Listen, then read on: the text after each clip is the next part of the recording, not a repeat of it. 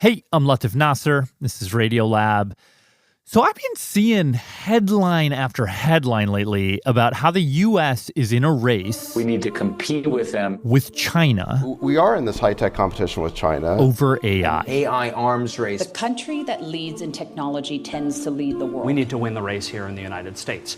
And this AI technological arms race, if you want to call it that, has been making me think about this episode that our senior producer Simon Adler made back in 2020. The story he tells is the story of another arms race between China and the U.S., one that took place in the 1970s and 80s over a piece of technology that we now completely take for granted. Crucially, though, the story starts at a moment when China, instead of being the technological superpower that it is today, was about to be left behind. And the way that they caught up sort of set the table for this whole AI situation we are in right now. Simon did a great job with it. It is a super fun story to listen to. So without further ado, I give you the Wubi effect. Wait, you're listening? Okay. All right. Okay. All right. You're Listening to Radiolab. Radio From WNYC. See? Yeah. Rewind. Hey, I'm Jad Abumrad. This is Radiolab. To start things off today, a couple months ago, You want some coffee? Too small? I'm going to get an Americano. in that magical, forgotten time before the coronavirus, our reporter Simon Adler somewhat mysteriously walked me a few blocks from our office, mic in hand, to a coffee shop. Okay, with our coffee purchased, let's go stand in the corner where it's maybe a little less loud. Sort of a fancy one. Exposed brick, bare Edison bulbs. So let's gaze out upon the hipsters of Lower Manhattan. To survey and count the number of laptops. Yeah, so how many laptops do you think are in here?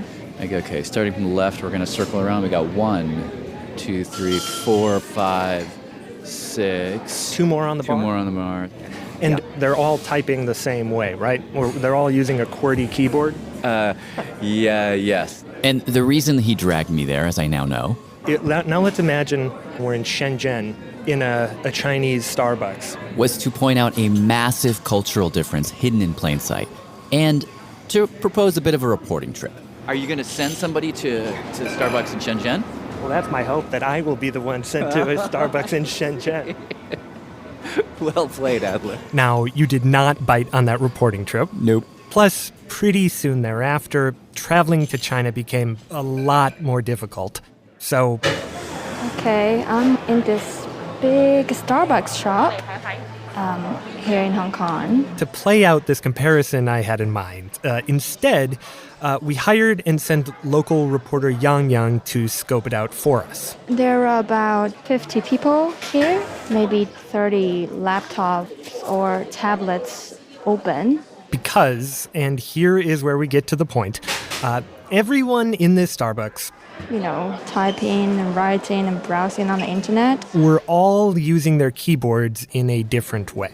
What do you mean? So using it in different ways in the way that they use the keyboard, or that the keyboards that they're using themselves are different? The physical keyboard is going to be the exact same thing. They're QWERTY keyboards, just like here in New York. Oh, okay. I didn't know that. But even if everybody in this Chinese Starbucks was really into dogs, it was a dog convention, and so they were all typing the word "gou," which is dog in Mandarin. No two people would be typing the word dog the same way. That's right. There could be 50 different ways that keyboard is being used to type the Chinese language. This is Professor Tom Mullaney. I'm professor of Chinese history at Stanford University. Okay, well, and this is the doorway into the grand mystery, it would seem. Yeah, because, in theory, there are an infinite number of different ways to type Chinese with the QWERTY keyboard. I don't even know what that means. How is that possible? Well, it turns out that figuring out how to type in Chinese on a keyboard was one of the most complex engineering, linguistic, and conceptual puzzles of its time. It's a puzzle that threatened to erase an entire culture, nearly prevented China from becoming the technological superpower that it is today, and says a whole lot about where all of our communication is heading.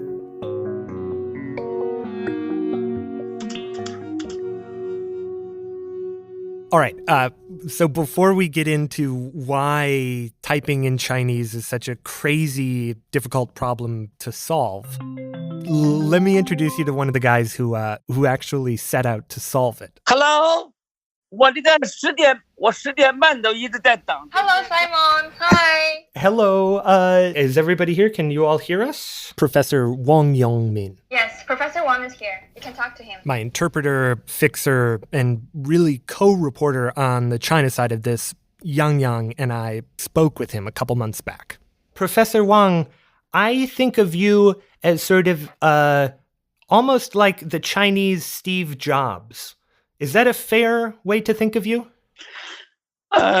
这个从金钱的从资本和金钱的角度来衡量的话 He says that he's nowhere close to the wealth Steve Jobs held. A famous man. But in terms of his fame and reputation, 客气地说 yes, it's a fair comparison. Professor Wang was born in the 1940s in a small rural village. 几亩地 家里自己有几亩地 Growing up in this village, they had wheat and corn. 一个就是 countryside. His family farmed, and his dad was also a carpenter, but it was a hard-scrabble existence. His family was so poor that they couldn't afford any clothes for him. 第一个印象就是 And, 发现 because they were dirt poor, he understood at a very young age that going to school was not a small thing. 说从上小学 So he studied extremely 一 hard. 直到我上科技大学，我学习成绩 He said that from the first grade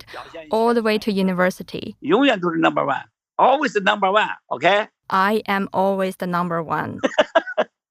And all that hard work paid off. He was selected to attend the University of Science and Technology of China, which is basically the equivalent to MIT. And after graduating from college, he was assigned by the government to a research institute located in this remote district. And this wasn't just any research institute. 在那个研究所很重要的研究所 most important 的这个 It was a top secret, highly classified National Defense Research Institute. Even the locals didn't know what these people were doing there. And the top secret, highly classified work that was going on there was building computers, which in China wasn't just an engineering question. It was much deeper. Keep in mind, this was the early 1970s. And everyone that was paying attention knew that computing was going to change the fabric of economy, warfare. Again, historian Tom Mulaney. Communication, everything. 62年这个入大学嘛 But at that time, China was just starting to enter this field and 出现电脑嘛 was lagging behind. I mean, the best estimates I could find say that around that time in the entire country, with a population of nearly 1 billion people, there were only 3,000 computers in use. Why is that? Well, the simple reason is the Chinese language could not fit inside a computer. Meaning what? So in English, we put our words onto the page or the screen by shuffling around these 26 letters, right? Say them with me. A, B, C. Each one D, representing a sound in the word. F. And the writing, G, in fact, tells you how to say the word. B, I, G. Big. Well, Chinese writing is completely different. The person character is placed next to a tree to convey the idea of resting. When you write in Chinese, you aren't writing down the sounds of the word so much as you're drawing a picture of each word. 3 trees here are combined in the character for to mean a forest. This Chinese writing goes back at least 3,000 years. And in fact, some of the earliest known examples of it were found on artifacts in Professor Wang's home province. 3700年以前的殷商 And this writing system, these characters, grew out of an attempt to represent the actual things in the world around us. Water, stars, animals, actions, feelings. You can see a scene, see a picture, a long history in a Chinese character. So that today, there are more than 70,000 of these Chinese characters, each a unique visual representation of a word or an idea. And so the problem was, in the 1970s, computers had only a few bytes of memory, not even enough to store a single email message. And so the available memory on all of these computers, commercially available computers, couldn't even store the Chinese character set. Or display them on a screen, or even print them. Like, again, back in the day, the 1970s, the way we're printing things is with dot matrix printers, right? Oh, I remember, yeah. Okay. Where these tiny needles strike the paper, composing letters out of a set of little dots. Paper pixels. Paper pixels, exactly. It takes way more pixels to produce a Chinese character than it does to produce a letter of the Latin alphabet. And so inside these printers, those little needles weren't packed densely enough to tattoo a legible character onto the page. And if you take those pins and shrink them to get more paper pixels in a pinhead, well, what happens is they bend and break because they are not tuned metallurgically. They're not tuned to being that size. So it's not as if China could simply just buy these computers wholesale, because the English language, the Latin alphabet, was in effect being baked into the architecture, in some cases the very matter and materiality of these machines. Whoa. That's funny. Like, we talk sometimes about algorithm bias, but I had never realized there was this huge cultural barrier in the basic hardware of the computer. Totally. And I mean, for China, this was seen as an existential threat. Like, consider the fact that because of these limitations, into the 80s, they were forced to conduct and tabulate their census with pencil and paper. No. And so, by Lord, if China couldn't figure out a way to computerize Chinese or to Chineseize computers, then it was going to be on the outside looking in.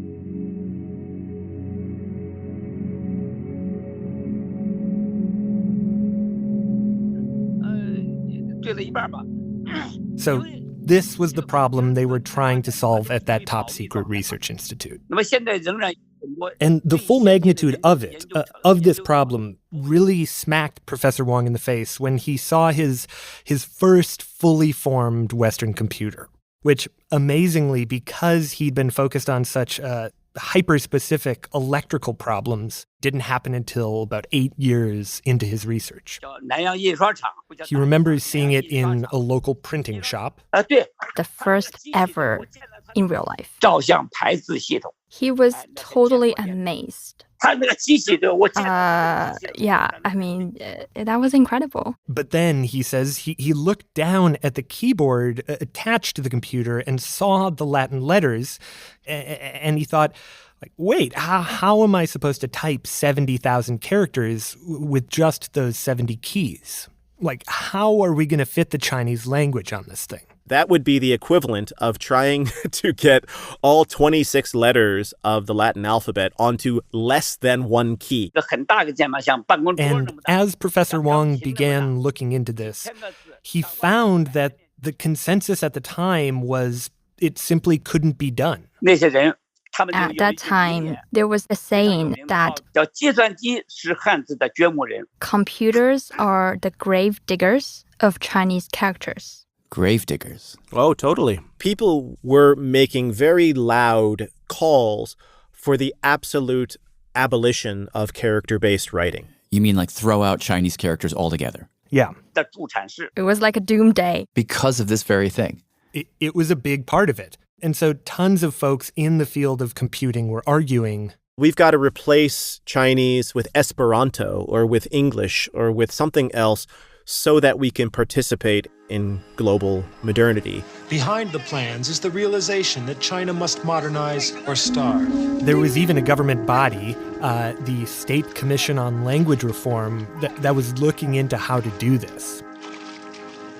However, Wang wasn't convinced. He thought there has to be a way to type in Chinese and save the Chinese character. He called it destiny. He felt like it was fate. And he was convinced that if he couldn't do it, if he couldn't find a way to save the character, Chinese culture would be over with it too. Quote unquote. So I didn't know if I would succeed. I didn't know if I would fail. There was no return, regardless of life and death.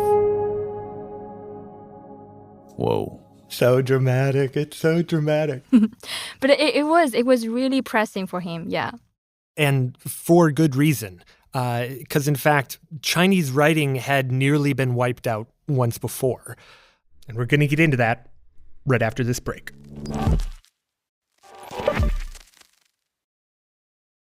Okay, 3, 2, 1. Hey, I'm Jad Abumrad. And I'm Simon Adler. This is Radiolab, and today, China's technological twist of fate. And before the break, Simon, you introduced us to a guy named Professor Wang, the man who was tasked with solving this problem, which it sounds like he took pretty seriously. Yeah, and for good reason, because the Chinese writing system had almost disappeared once before. To set the scene, it's the 19-teens. China is emerging as a nation out onto the world stage. And they're noticing technological advancements in the West. A Chinese visitor to the U.S., let's say he goes to the Ford company corporate headquarters. Historian and collector Martin Howard. Well, walking in through the front door and down the halls to the administrative area, what they're going to hear is a cacophony of sound. Okay. He's going to get louder and louder, and then he's going to turn the corner, and he's going to be faced with rows and rows of hundreds of typists typing away.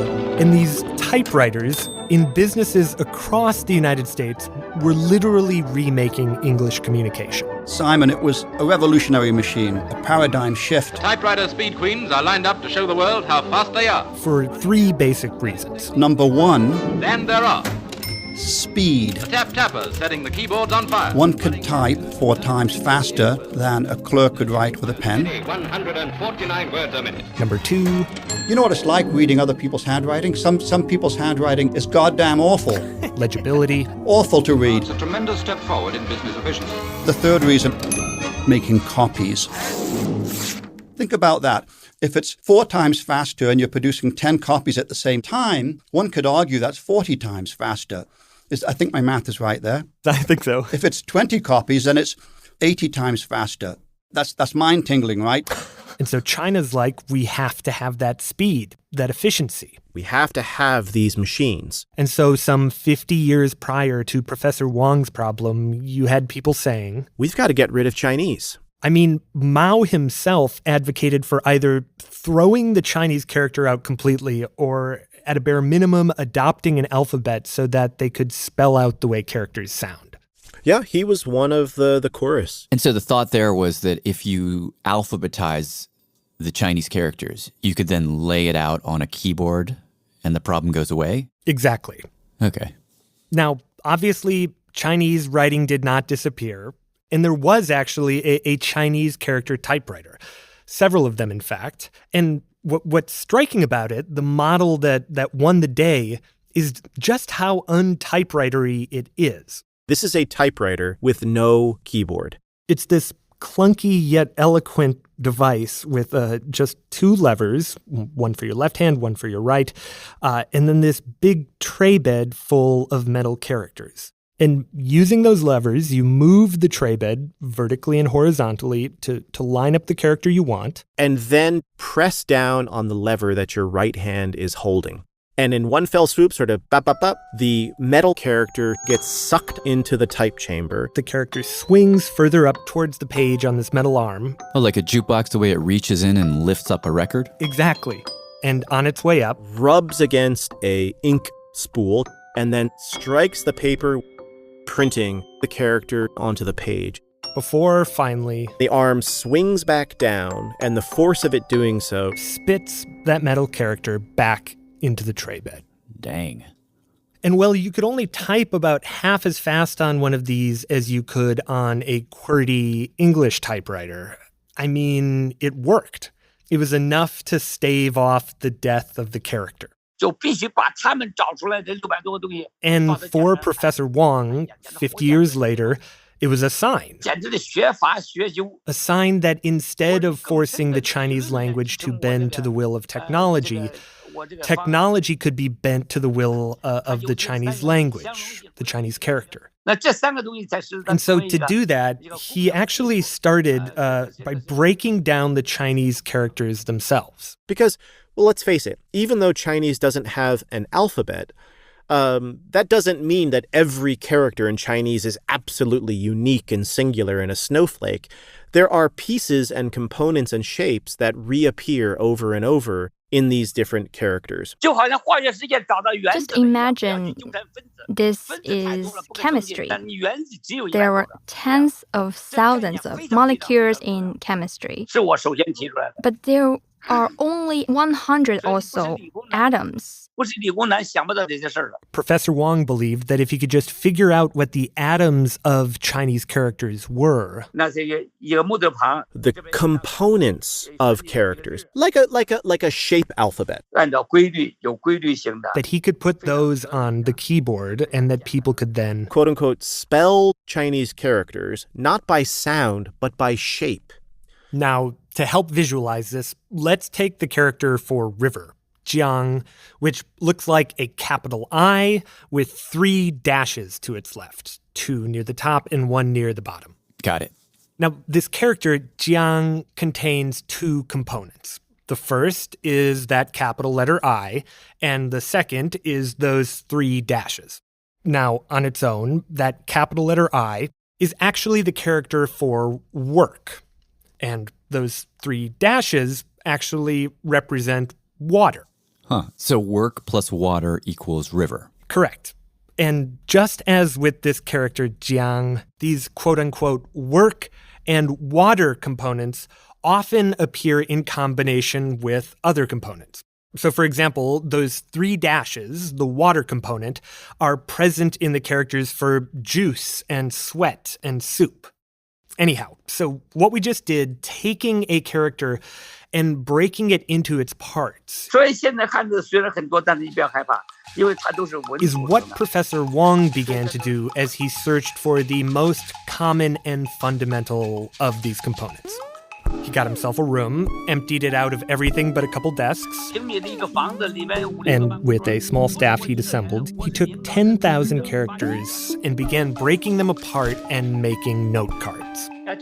Yeah, note cards.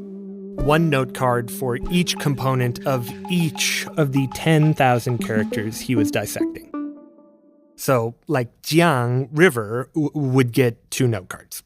1 with the I on it, 1 with the 3 dashes on it. When this was all said and done, what he had laying out on these various desks were 120,000 cards. If you stack them all together, they were like 12 meters tall. About the height of a 3-story building. But of these 120,000 cards, many of them were duplicates or triplicates or quadruplicates. Like there would be at least 4 cards with the same water component on them, right? 1 from the character for river, another from soup, and 2 more from sweat and juice. So from there, what he did was sorted all of the common components together. All of the water components on that table, the work components over there, leaving him now with just several thousand piles, several thousand components. Clearly, still way too many to put onto a keyboard. So he did it again. Broke each of those components apart and made more note cards and regrouped and repiled the new common components. And he did this again. Boiling down, lower. And again. And lower. And again and again. Lower and lower. Restacking pieces of paper. Yeah, just passing cards. Wow. Professor Wang did this for 5 years. Until he had it down to 125 components. The periodic table of Chinese, as he referred to it. And then how would you type with this periodic table? Well, just like texting on a flip phone. You remember texting on a flip phone where each number key represents 3 different letters? So that to type, say, the word dad, you'd just type 323.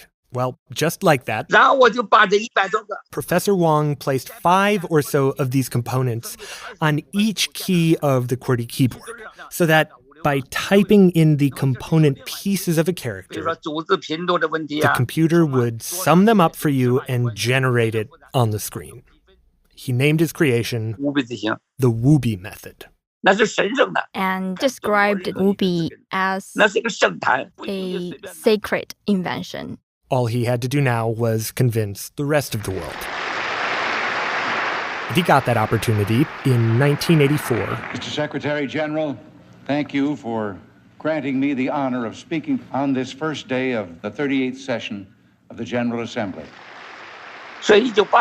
He was invited to the United Nations to present his invention. When he arrived, he sat down, set up his computer, to demo it. And with a bunch of people watching him, he took a deep breath and started typing. And immediately, the deputy secretary, who was standing over his shoulder watching, was astonished to see Chinese characters rapidly appearing on the screen. In fact, she was incredulous. They thought Wang had played a trick on them. They asked him to stand up and step away from the computer. And they flipped the keyboard, looking for some hidden piece of hardware. And at the time, Wang replied, what? It's just your keyboard. It's just your keyboard. It's the same keyboard. And after this, he and Wubi went viral. He became one of the top 10 biggest names in China. He and Wubi were on the front page of newspapers. He was licensing Wubi all over the world. This sound is actually from an infomercial for Wubi, filled with flying photos of Professor Wang sitting next to important people. For China's version of July 4th. China's National Day. He was chosen as the head of ceremonies of Henan province. I'm imagining him as like the leader of the parade with his baton in hand marching down the street. Totally, yeah. And then that same year, his crowning achievement. Dramatic political and economic changes are taking place in the world's most populous country. April the 4th, 1984. A new leader, Hu Yaobang, the head of the Communist Party, came to visit Professor Wang. And sitting down with him, the most powerful man in China at the time. After Wang explained his invention, Hu Yaobang stood up and asked, Comrade Yongmin, do we still need to forsake Chinese characters? And Wang replied, No. Chinese characters don't need to be replaced. They can be efficiently input, just like English. Hu Yaobang went back to Beijing, and according to Professor Wang, not long after, the State Commission for Language Reform, that government body looking into how to do away with the Chinese character, was closed, shut down. In no small part because of Wang's invention. Companies were using Wubi. Students were taught to use Wubi. Learning Wubi became synonymous with learning how to use the computer. He had saved thousands of years of the Chinese language and given it a place in the modern world. And as far as Professor Wang was concerned, to be this person was to be placed alongside, Ford, Thomas Edison. Steve Jobs, perhaps? Steve Jobs, this sort of singular genius inventor. So he sort of, at this point, has slayed the dragon. He is the victor. He was, or he thought he was. The battle hasn't finished. In fact, it was only beginning. When we come back from break, Chinese typing gets predictive, and the keyboards start directing us.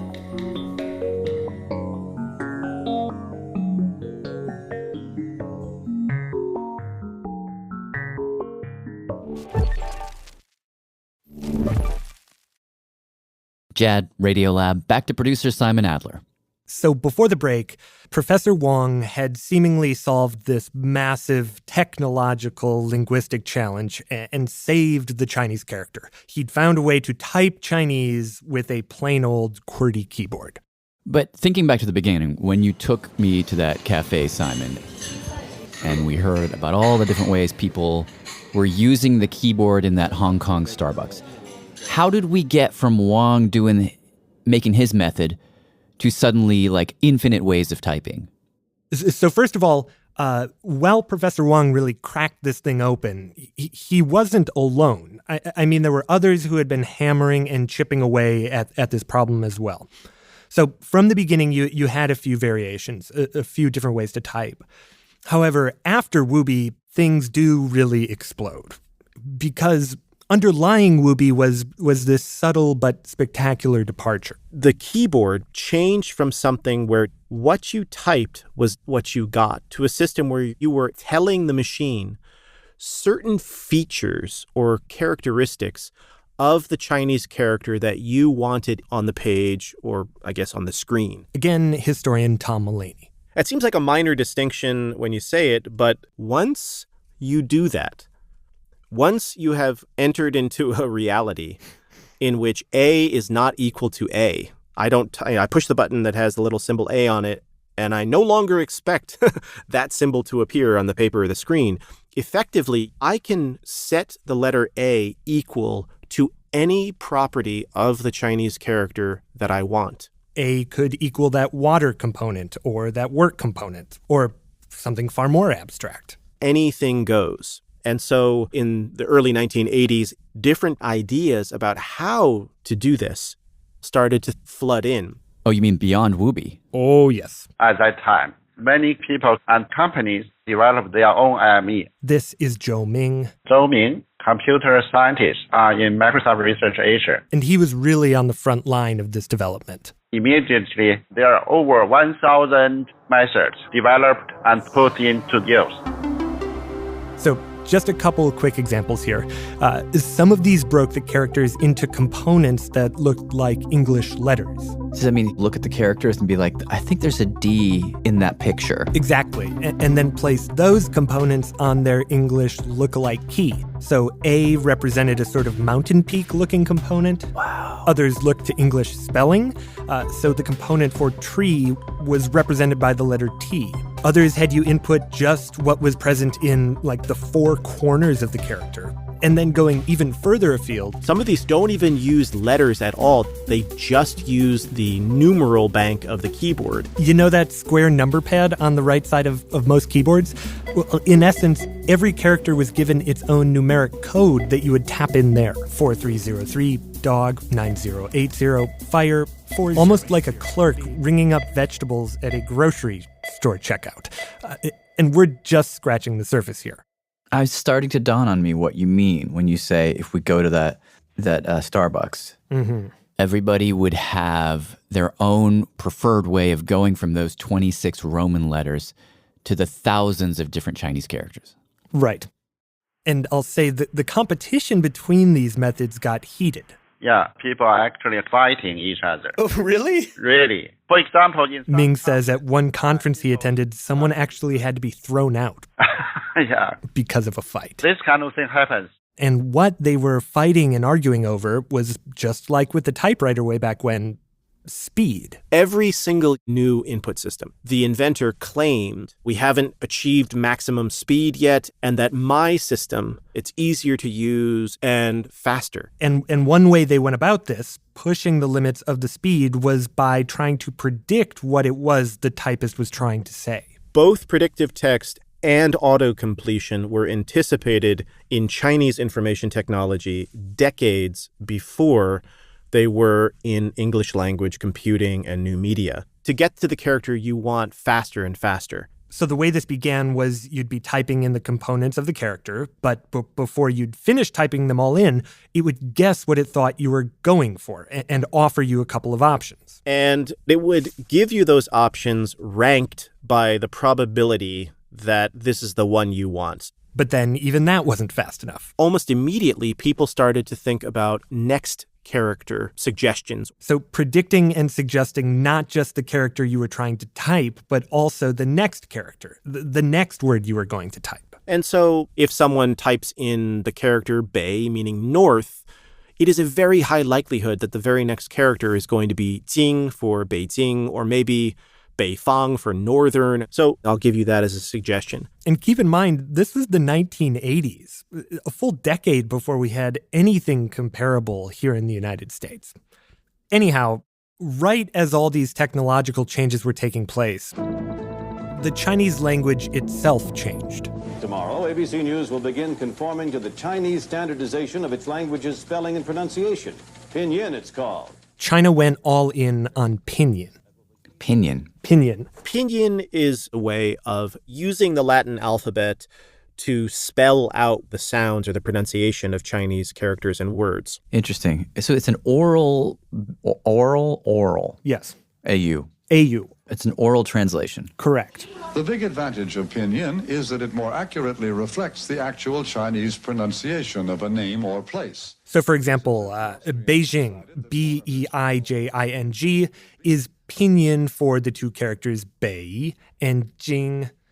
Now, Pinyin had been around for a while, but in the 1980s, right around the time Professor Wang saved the Chinese character from the threat of computers, the Chinese government started to prioritize Pinyin in the classroom. So that when a Chinese kindergartner begins developing literacy and reading and writing, they learn Pinyin at the same time or even earlier than they start to learn Chinese characters. Really? Yeah. And so these computer scientists who had spent years trying to figure out how to visually relate Chinese characters to the letters on a keyboard, they think to themselves, basically we have the Chinese educational system teaching a way of relating the Latin alphabet to Chinese characters. Right. So it would be kind of foolish not to exploit that. Like we should start inputting characters by typing their sounds in Pinyin.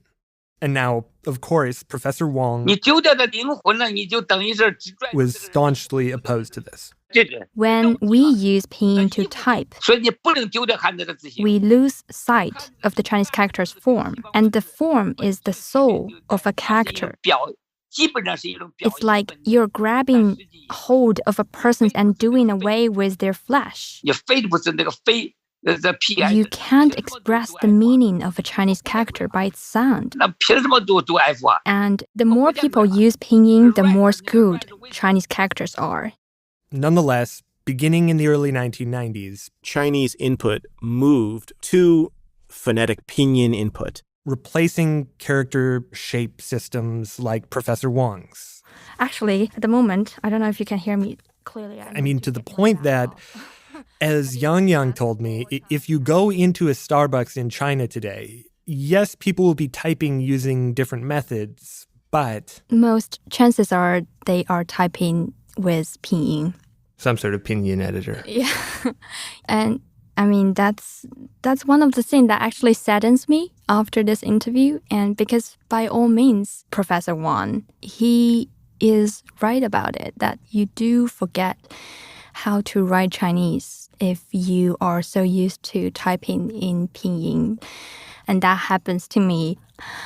You know, it's throughout our interviews, that lasted so long, I didn't have the heart to tell him that I couldn't type in Wubi, which just to confirm that young generation has no hope in preserving the Chinese culture anyhow. But even as young Chinese people, as they sit down at their computers or stare down at their phones, are being drawn away from this long, rich history of Chinese characters and towards this Pinyin phonetic future, the allure of speed and the search for the fastest way to type continues. Absolutely. The question still remains, what is the best, fastest way to do this? And so, what you have today in China are these typing competitions. Yeah, there are typing competitions in Chinese. Where these different methods and different typists face off. And these things are sort of a big deal. They take place at the local level, at the national level. They're sometimes even televised. In a certain sense, it's like America's Got Talent for input. This audio is from the finals of a competition back in 2016. It took place at China's eSports Hall in Beijing. And the broadcast opens with the audience looking down towards a young lady MC who's standing in front of 10 or so desks, each with a computer on them. And before the race can begin, she invites the contestants out to stand with her on the front of the stage, this crew of lanky, glasses and t-shirt wearing Han Chinese folks.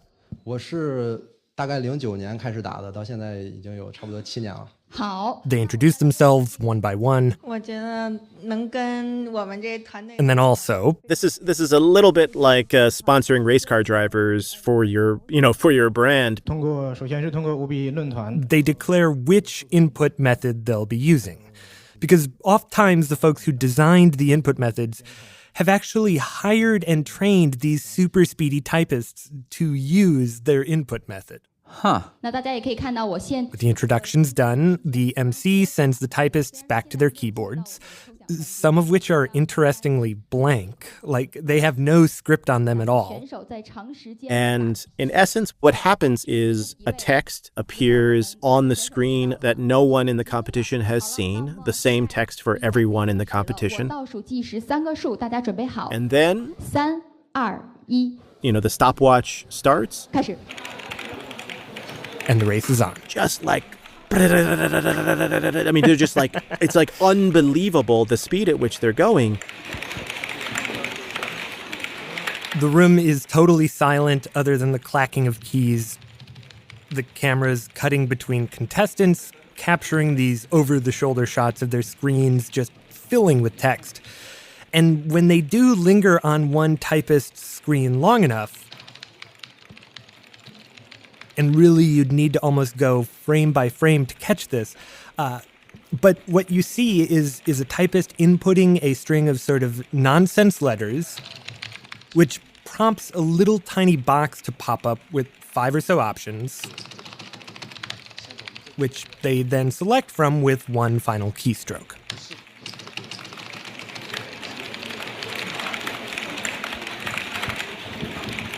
How many, words, characters per minute can they type? 244 What? Was the winning. Yeah. That's insane. That's insane. Yeah. I didn't understand. I did not understand, Simon. That's so fast. Oh my God. Yeah. My dad, who's the fastest typist I know, he can only do 80. That's kind of wild. Well, and wilder still, in this competition, the winning typist was using 那么王马无比金的发明就使得这样一个梦想。 Wubi. 这款无比金 number one， 彻底的。 Really? Yes, the guy who typed 244 characters a minute was using Professor Wang's Wubi. Wow. Whoa. Yeah. So they're clobbering us for speed, but also able to do that in a way that preserves character writing. And this is not uncommon. Oftentimes in these competitions, it's these older Wubi-like input methods that win. Ironically, by all accounts, their top speeds are faster than the top possible speeds of phonetic input. Wow. So wait, but then if he's made this thing that is so blazingly fast and also is able to sort of preserve Chinese way of writing, goes back thousands of years, why is it that these other input methods, these phonetic-based methods, are winning in terms of usage? Right. Well, the reason there is pretty much the Chinese government. The Chinese state promote the idea of phonetic-based input systems really for one major reason. One of the same reasons they prioritize teaching Pinyin in school. The unification of the Chinese language. Because although when we think of the Chinese language, we think, oh, there's Mandarin and Cantonese. In reality, when it comes to speaking, there are dozens of different Chinese languages. Cantonese, Shanghainese, Fujianese, languages that sound totally different, but on the page look the exact same because they're all using the same characters. Now, with a structure shape-based input like Wubi, where you're describing what the character looks like, you can type and still maintain your spoken language. It doesn't care if you speak Cantonese or Fujianese or something or so forth, because you're typing it based on what the character looks like, not how you pronounce it. But if you get people having to learn phonetic-based input systems, they have no choice really but to learn to type and speak the standard pronunciation of every character.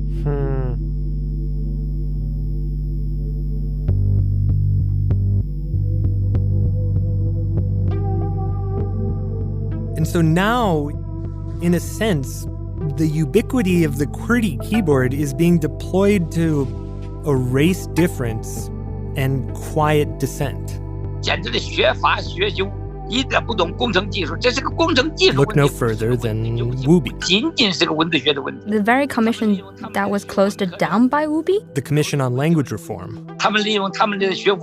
they came back to life. And they kicked the Wubi method out of schools.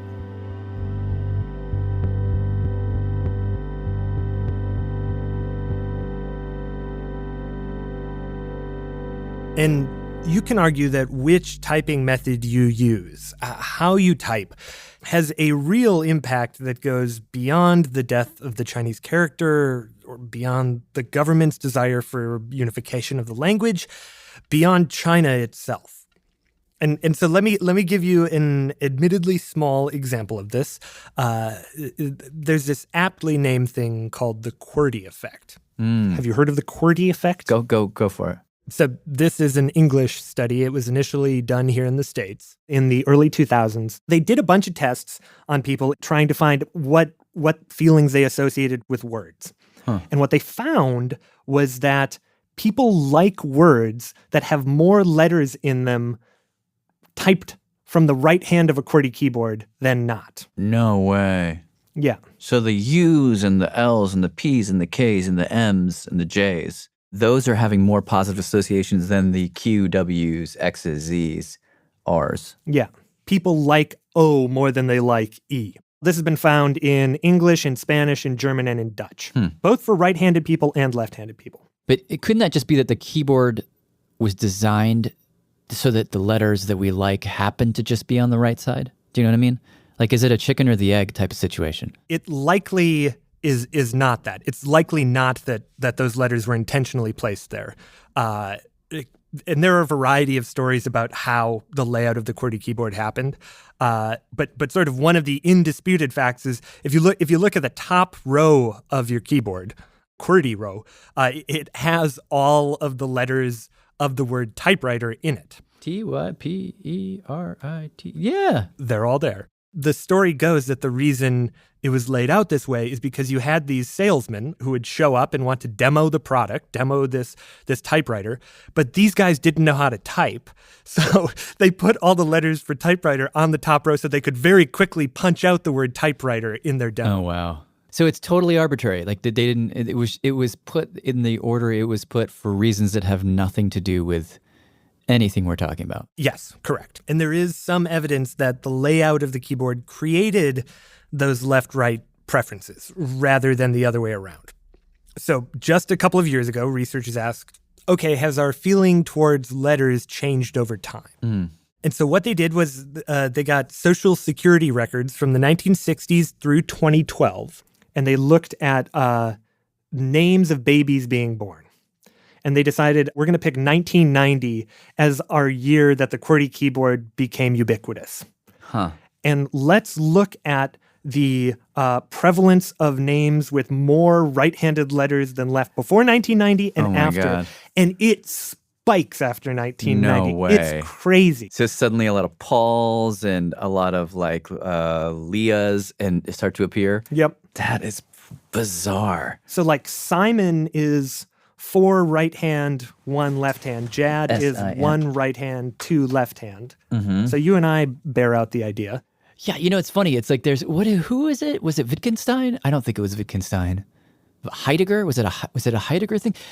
One of those those nihilistic German philosophers had this idea that the hammer isn't just a tool. The hammer actually feeds back. The hammer changes the hand. Right. And it's interesting to me that this arbitrary, leftover, arguably outdated QWERTY keyboard that we're all stuck with is actually influencing our preferences when it comes to naming our offspring. I mean, who knows what else it's doing? It's probably doing all kinds of weird things to us. Wait, so do we know, just to get back on track, do we know if this QWERTY naming thing is influencing the way Chinese people name their kids? Right. Well, so with the QWERTY effect in general, the lab that I spoke to looked into studying it in China. They had some Chinese grad students, actually, who wanted to see if it applied back in China. But in part, I think because there are so many different ways to type, they weren't methodologically able to figure out how to do it. But I will say the idea you bring up of the hammer changing the hand, like where Chinese typing is going, I think is sort of the hammer changing the hand on steroids. What do you mean? Now we've got this new phase of this era of input, which is cloud input. Typing that uses artificial intelligence. In the United States, I would say the way that people are most familiar with this is the Google search bar. That when you start to type, it will give you suggestions not based on the absolute mathematical probability of the frequency of a word that you might be doing, but really what's hot in the news and what other people are searching for. However, in China, this goes way beyond search engine suggestions. In Microsoft Word, this is not a search field. This is like Microsoft Word. And you can say, okay, in the news today, some star has done something terrible and fallen from grace. And so some input user is starting to enter the name of this befallen pop star. The system is smart enough to say, okay, this user has never entered this person's name before, but up in the cloud, millions of people are entering this particular person's name. Let's give this local user that suggestion based upon what users elsewhere in the cloud are doing. And so with this cloud-based input, like everything you write, every keystroke, every word is being in some way influenced by what everyone else is typing. It is totally unparalleled in the Western world. There is nothing even close to this. And in fact, now, arguably over the last 2 decades, there has been an inversion in which Chinese in the computational world is arguably the fastest language in the realm of typing. And so we're the ones now looking east, seeing these technologies and wondering, like, shit, how do we catch up? Like, in the course of 40 years, China, they've leapfrogged us. That's what it is. It feels like a crazy leapfrog. Yeah. But with this cloud input, there's also a question of, like, do we want to catch up to that? It's both invigorating, exciting, strange, and also eerie and post-futuristic. Because right now it's guessing what the writer already wants to say. But what happens when the speed of suggestion outstrips the speed of thought and the speed of intention? And what it says is, Simon, what if you did this? And you say, wow, actually, that's a really good suggestion. Thank you. Yes, I will do that. At that point, we have co-writing. And once we move into the stage of, further into the stage of suggested writing, then we're not, it's kind of like a writing partner that's giving you a good suggestion. But of course, it's a writing partner who's also the writing partner of thousands of other writers at that exact moment. And that is, from my standpoint, a pretty terrifying scenario. Well, right, because it's a writing partner with an agenda, potentially. Mm-hmm. It is a writing partner. There is agenda. Absolutely.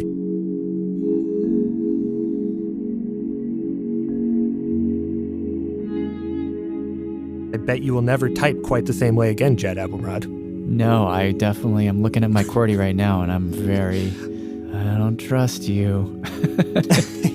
Got my eye on you, QWERTY. It's watching you, too. Here's apparently.